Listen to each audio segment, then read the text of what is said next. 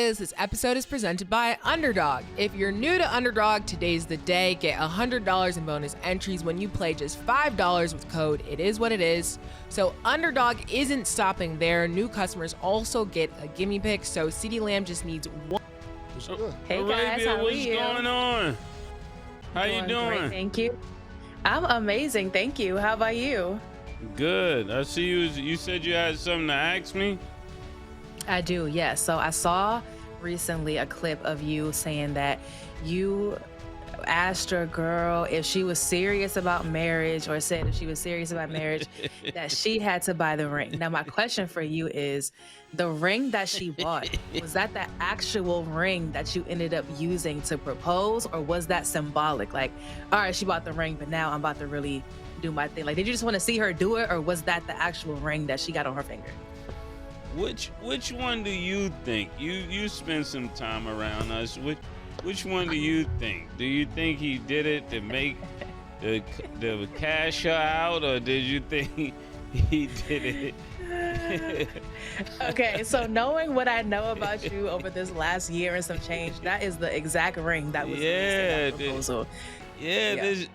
What's better than the one that she'd invest in? You know, one thing I learned about women is that they honor their sacrifice a little bit higher than your sacrifice. Guys, you got to know this. And I see Stat making these faces. Put the camera on Stat.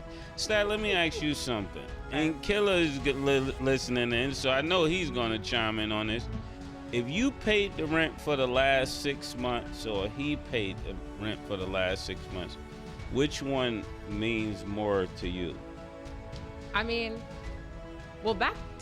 Because I'm like, you're asking about the ring and then you're asking about rent, which are two very, very, very different things. I knew you couldn't answer the question. No, I can't answer it because I can value a man's sacrifices, especially a busy man, because that's important to me too. Do you value his sacrifice over yours? All monetary sacrifices to me are important sacrifices, especially with that's your money that you're making. Okay, so if do you value what hits your heart more, that you had to spend $10,000 on him some Jordans, or him spending $10,000 on your shoes? Which one would you like it to be? I mean, both are gonna hit my heart in different ways. I know, but which one would you like it to be? Which scenario is more likely for you? You paid 6 months of the rent, or him paying 6 months? I'm naturally a giver, but I'm also gonna want things in return too. So it goes both ways. But I am though, because if you Arabia, like Saudi, Saudi is crazy. Saudi. That's what I'm gonna start saying when it's time for you to turn up. Which one is pressing on your heart more? That you had to spend $10,000 on him some Jordans, or he spent $10,000 on you some shoes? All right, so here's what I think. I think in society, men in general are taught to suppress how they feel. A woman might be more vocal about, I did this for you, and I sacrificed this, and I gave up this, and I helped you do this, da-da-da. But a man might be more likely to just charge it to the game and just keep it moving. Like, maybe a woman's just more vocal about it, but the man, they're both making the same sacrifices. So to me, I'm the type of person, I don't like people holding stuff over my head, like being like, oh, remember when I did this? So I would rather give to you than you give to me, because I don't want you to bring it up later when you're trying to be in an argument. But, you know, that's just what I think, Dr. Betha. So you'll let him spend, you'll pay the rent for 6 months and just feel like you did it for your baby? I'll put it like this. I've never, outside of like my son's father, who obviously is a different situation, I've never had a man spend more on me. I've never had a man spend more on me in our relationship than I spend on him in our relationship. I've always been the money spender. I've never, ever had a man who really outdid me in that regard. So that would be a new one for me. Again, outside of my son's father, because we have a child, but I've never been. Camera on Stat. Put the camera on Stat. I mean, that hasn't happened to me. but that's just me. Ah, my goodness. That's just me. I can't make this up. I can't make it up. I haven't been in the situation where I have spent more. Not saying that I wouldn't. but I haven't. Because the thing about it, at the end of the day, if I really, really, really need something, I'm going to ask my dad. And my dad's going to give it to me. That's just that. Like, that's my situation, though. So, but I don't think that means that a man has to spend a certain monetary amount for me to be satisfied. It was never giving that. So that's just what I think. Okay. Well, welcome to the show. Welcome to the show. Welcome back. Always got questions. Well, welcome back, Mace, because we're going to start with Titletown. So, Chiefs lost to the Broncos 22-19. Arabia, do you think this is the year the Chiefs don't make the playoffs? How are we feeling about them in this game? Ooh, it very well could be. It all depends on, because right now I think they sit about 10 in the AFC right now. You know, there are only 8 spots in the playoffs. So it depends on what the Texans do. It depends on what these like 6, 7, 8, no, the 7, 8, 9 spots do for us to really see if they're not going to make it or not. There still is a chance, but what we do know for sure, and technically it's too early to call it, but they will break their 9 consecutive AFC West titles. That's too early to call, but we can pretty much call it. The Broncos look really, really good. They're tied for best record in the NFL right now. They're undefeated at home, 6-0. These two teams will see each other again. They will rematch on Christmas. But the Chiefs very well may not make the playoffs. And we might get a break from the Chiefs in the AFC this season in the postseason. The Broncos look really, really good. One of the best things you can give a young quarterback is a defense, and the defense is the real deal. When you have a game changer like Pat Surtain off of your team and the defense still plays at a high level, that's when you should be feared. All 3 levels of defense look really, really great. You can get pressure with 4. You can get pressure with 4, that just opens up your second level and your secondary. So I think the Broncos, I'm really excited to see how they end the season, but even more excited to see what they do in the postseason.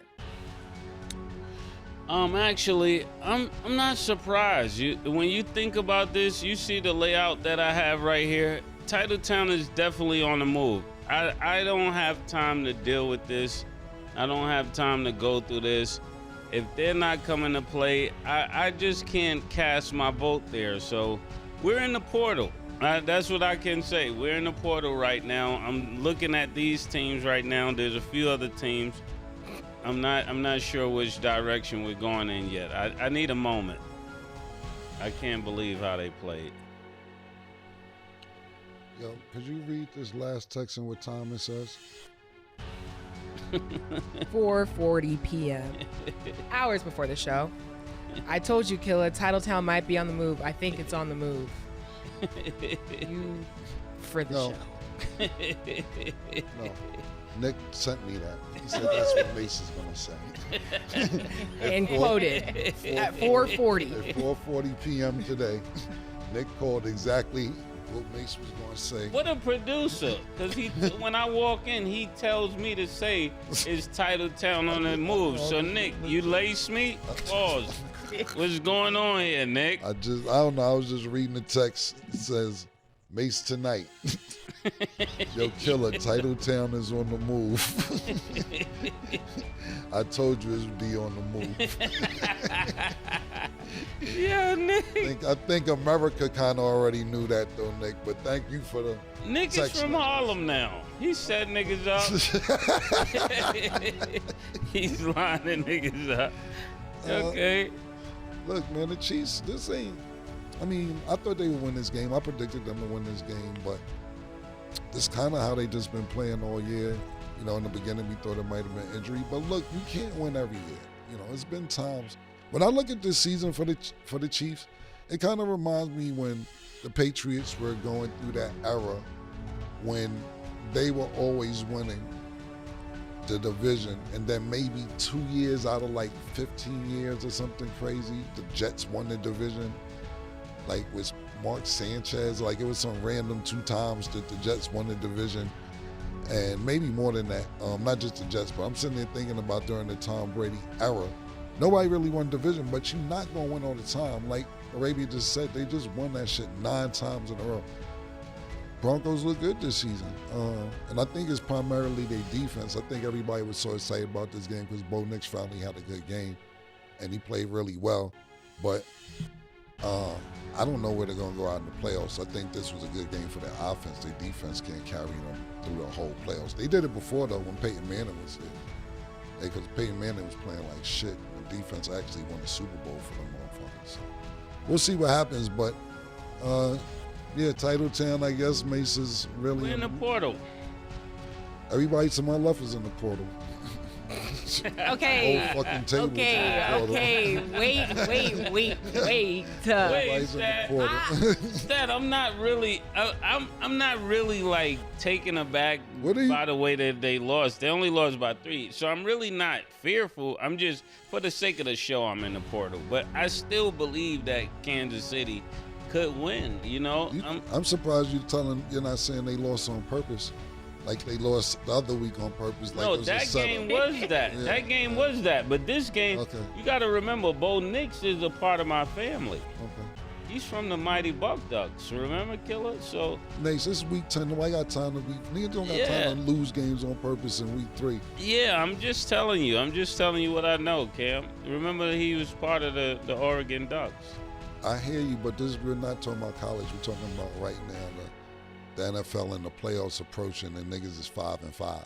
Yeah, but he's family. When you lose the family, you don't feel that way. You my family. If we play 1-on-1, I'm not going to try and let you win. I'm just not. If we play spades, I'm not going to try and let you win.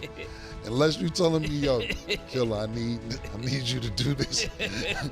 Besides that, we're going to play a basketball game on. You're not going to try and let me win. I'm not going to try and let you right. I just don't see it. Secondly, I'm more disgusted of your hats that the Bears is up there. Niggas was just telling me, oh, you believe in the Bears? The Bears, you and Arabia, matter of fact, was like the Bears. Bears are leading their division, actually, matter of fact, too. I don't know if we're talking about that today, but we'll get to it. But now the Bears is in the middle of the Colts and the Eagles. Wow. Okay. This is crazy. Yeah, I was gonna ask about that. How did you get the Bears? He took the words right out of my mouth. Where did the Bears come from? Why did you choose? Are you trying to be like get in there on the ground floor and claim that you got there before everybody else believed in them? Like, why are the Bears there? This is what most gold diggers do. I don't make this up. They get with you right before you take off. And tell you, I was there from the beginning. Yeah, you wasn't with me shooting in the gym. Yeah, they come right when they see you about to take off and say, you know what? Actually, when I was there, you didn't have none of this, but I was on my way and you knew it. That's what I look at when it comes to the Bears. Look at that face. I'm just so confused. First of all, I know I put in my transfer portal request, but the crib is still the crib, and I was concise, and I felt like I was being understanding. Right here, you have 3 hats.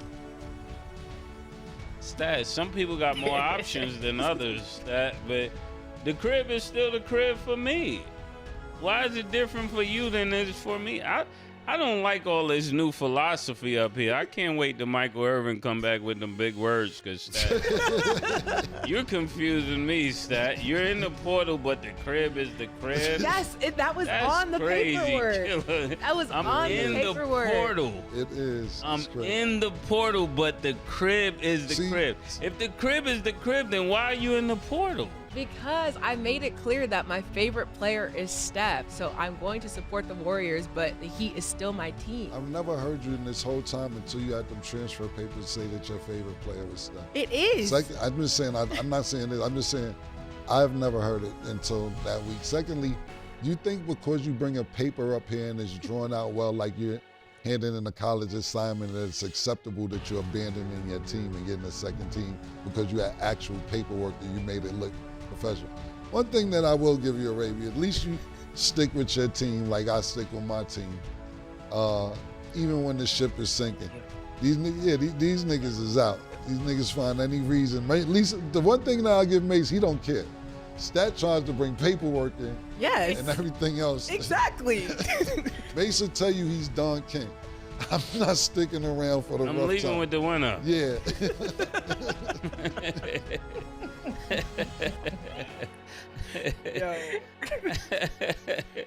Well, you'll be staying tuned to see which one you choose because I'm real curious to see which one you end up going with. Okay, so moving along, the Rams beat the Seahawks 21-19, bringing the Rams to an 8-2 record, tying with the Eagles for best record in the NFC. So Arabia, thoughts on that and then this game? Yeah, so I saw a lot of great back and forth in this Rams-Seahawks game, particularly between the defenses. Both of these offenses get a lot of love, and for great reason. We saw some amazing offensive highlights in this game, but I think we do need to spend a little bit of time talking about these defenses, especially the Rams defense. Like I said, Matthew Stafford gets spoken about for great reason, and all the weapons around him, etc., with Sean McVay. But this defense really held things down, especially getting the ball back into Matthew Stafford's hands so that he could put points on the board. This game, they had 4 interceptions, 1 touchdown allowed, and 45.5 passer rating. So this was a great defensive game for me, looking at the defenses. An amazing showdown between these division mates. And I think that, some teams are playoff contenders and we talk about who's going to make the playoffs, but like the Rams are a real Super Bowl contender. I can see them making a run in the playoffs and potentially get into the big game. So this was a really good game. I'm not ready to cast all my vote on the Rams. I think, week to week it seemed like they're making major improvements, but it's still when it comes down to it, I like Matthew Stafford. I just think what he's done years ago is not going to be able to be duplicated. I'm sorry, Arabia, I can't agree with you. The Rams will not be in the big game. The Rams will not win it all. And the Rams will not even come out of their conference. I can't say that. At least you stick it to your guns, because Arabia picked Seattle to win. I told niggas this was going to happen on Friday. No, I picked the Rams. You sure? I think because 100% sure. All right, I ain't gonna disagree with you. Maybe it was Mace. Matter of fact, you did pick the Rams. Mace was hating, and he's still hating. I don't know why he said, because that's right. I was saying that the Rams should be undefeated. That's what I was talking about. I was like, the games that they lost were really close. But yeah, it's Mace, and then maybe this is what his hate is about today. He didn't even give a take on the game. He just said, yo, the Rams won't make it. He didn't say nothing about the game or anything. And to be totally honest with you, is Seattle, they had a chance to still win this game towards the end of the game. And for Sam Darnold to throw 4 interceptions and still have a chance to win this game was very, very impressive. They went on a drought, and Arabia alluded to the defense. It wasn't just the Rams defense. To me, it was also Seattle's defense. Seattle didn't score in the second and third quarter. And I was like, yo, this game is really, I didn't want to say boring, but I was saying that where the fuck are the points at? Because, we had a good first quarter. Seattle, they didn't score a touchdown until the last quarter, but I'm like, the defenses are good, but we have 2 two supposed to be elite quarterbacks. And that brings me to my point. Even though this isn't a playoff implicated game, this was for the best record in the league with a couple other teams. Sam Darnold will not show up in the big game so far, and there's been 3 of them in the last year and a half. And I'm like, yo, you have to show up for the big game. Now, his numbers were decent, but you can't throw them interceptions. There's one time you should have just took the sack. The nigga did a jump pass and threw the shit right to the other nigga. And I'm like, you cannot panic in these situations, bro. This is a very, very big game. You're on the road. You lost out on millions of dollars because you lost last year to the Lions. Then you fumbled, not literally, but you fumbled the checks figuratively in the playoffs. And now it's another big game and you can't produce. You produce, but you can't throw 4 interceptions. But I am very impressed that Seattle still had a chance to win this game down to the wire. But the Rams, I love the Rams and I like what they're doing. And I do think they have a chance to get to the Super Bowl. Will they make it or not? I'm not sure. But this is a tough, gritty game that they pulled out. And congratulations to them.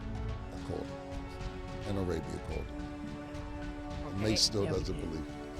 I wish we could put up our own bets, because he was like, there's no way and this and that. But like, what if it does happen?